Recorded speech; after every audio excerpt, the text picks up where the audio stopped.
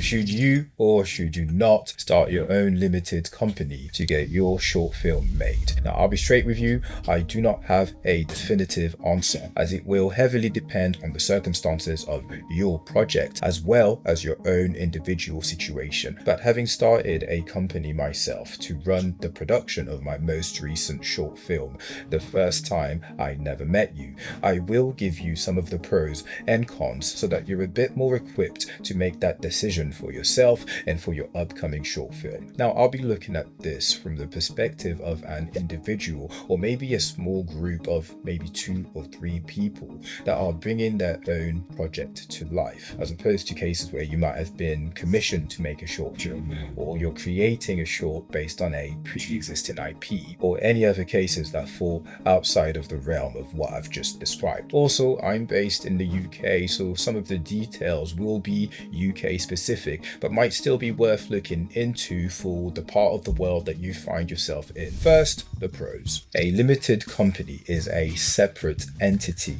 giving you a layer of separation and protection. So even though you would be running the company, people are going into business with the company and not directly with yourself. It also offers you more flexibility, as you could have access to a wider pool of resources for your short film, because you may find that some rental companies, some prop houses, or even some studio spaces will only enter into agreements with companies and not individuals. Now, if you're making a short film, you're probably a very resourceful individual to begin with, but you probably also know that having as many options available as possible can be really useful. As a limited production company, you could claim the independent film tax relief that is in some cases payable directly to your company and is up to 39.75% of your project's whole UK spend. For comparison, it used to be 20% up until April 2024. The short film would need to meet certain criteria like qualifying as a British film, being intended for theatrical release, having a minimum of 10% of the film's core spend being in the UK, and the film's core expenditure must not be over £23.5 million. If your short film's budget is anywhere near that amount, you probably know way more than I do about getting your film off the ground to be watching this video. I've put a link in the description with more details as to how the film tax relief system works in the UK. You could potentially afford to spend more money on your film or even recoup some of the money that you've already spent. And if you're not in the UK, it might be worth looking into tax incentives towards film productions in your country or area. But what about the cons? As a creative, setting up a company to make your short film will have you juggling some new, at times overwhelming, but also less creative responsibilities pretty quickly. For instance, if you have a freelance producer on your project, but they are not an actual employee of the company, you will have to sign all the agreements with the rental companies, insurance companies, and so on. And if you were to make them or anyone else an employee, you will have to figure out their salary, PAYE, national insurance contributions, and all that stuff that is a long way away from more creative decisions like locations, lenses, color schemes, rewrites, and all the things that have got to do with actual filmmaking. You'll also find yourself in situations where you are treated differently as a company than you would as an individual. You're just one person or a group of friends doing what you can to bring this project together. Whatever extra hours you have in the day will go straight into the film, and you'll find yourself constantly running out of time. But as a company, people, and mostly other companies, will not have the time to wait for you to figure it all out. Creating a company also has some costs attached to it. You have to register your company, which as of 2025 will cost you £50. You need a registered address, which is the address that the government will use to send you official documentation. Now, this address will be publicly listed. If you do not want your home address out there, you can use a registered address service, and for that we're looking at £70 per year, but prices can vary. You might also have to pay a data protection fee to the Information Commissioner's office, which comes up to about £40 per year for companies with a low turnover or with less than 10 employees. And last but not least, accountant fees. If you have a company, you will most likely have to do your company tax return through an accountant whose fees would be anywhere between £300 and £1,000. But for argument's sake, let's average that and say £650. So that's £810 that you could potentially have to spend to have your company.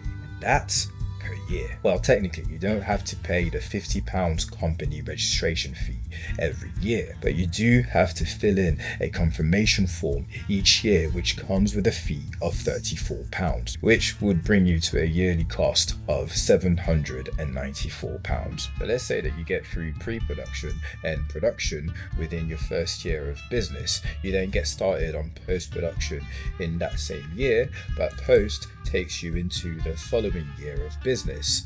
That's an extra £794. And let's say that you go on the film festival circuit for a whole year and keep your company open. Well, that's another £794. So that's just under £2,400 over the space of 3 years just to have your limited company running. Now, if you already have a production company, you're probably already covering those costs with your usual day-to-day business. But if you are looking to start a company to make your short film, each year that you keep it running would mean more money being spent.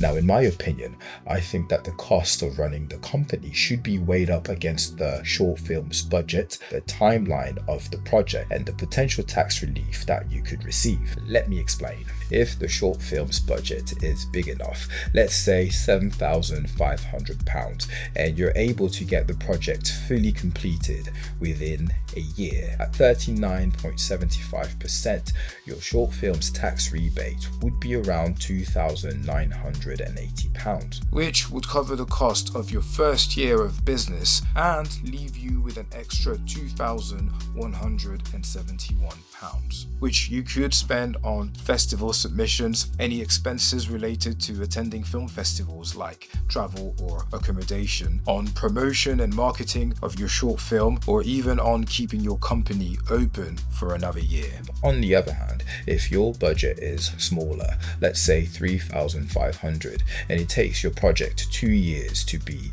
over and done with, your credit would then come up to £1,391. That is £212 short of what you would need to cover the cost of having your company for those 2 years, and that you may now have to make up for out of your short film's budget. And in that situation, that £208 would have been better spent on production rather than on having a company. Now, these pros and cons are the ones that felt the most pertinent to me when making my short film The First Time I Never Met You. Now, I'm sure there are plenty more, so I'd love to hear from you in the comments about what you think some of those might be. But whether or not you should start a limited company will depend on your short film's budget, your timeline, the availability of the people that will work on your short film, and even the release strategy for your short film. So really take some time to consider those points as early as possible in your short film's journey